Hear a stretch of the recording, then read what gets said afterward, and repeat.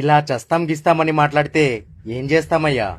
అయ్యా, ఆయనకు నేను డబ్బిచ్చేటప్పుడు 2 రూపాయల వడ్డీకి ధర్మంగానే ఇచ్చాను.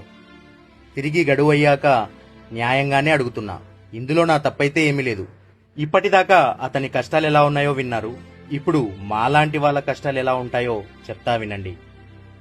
మా కర్మ ఎలా ఉంటుందంటే, వీళ్లకు మేము అప్పిచ్చేటప్పుడు దేవుడిలా కనిపిస్తాం, కానీ తిరిగి ఇవ్వమంటే రాక్షసుల్ని చేసేస్తారు.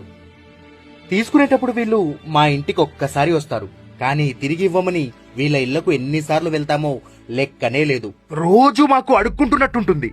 చిరాకు వచ్చి కోపంతో ఒక మాట అరిస్తే మాకెన్ని బిరుదులో నీచుడని, నికృష్టుడని, జాలిదయ లేనివాడని ఇరుగు పొరుగు వారికి చెబుతూ ఈ సమాజం దృష్టిలో మమ్మల్ని చెడ్డోలుగా చేస్తారు, చెడ్డోడిగా ముద్రిస్తారు. అవసరానికి ఆదుకొని చెడ్డోడే ఎవడెవడైనా ఉన్నాడంటే అది ఒక అప్పిచ్చేవాడే.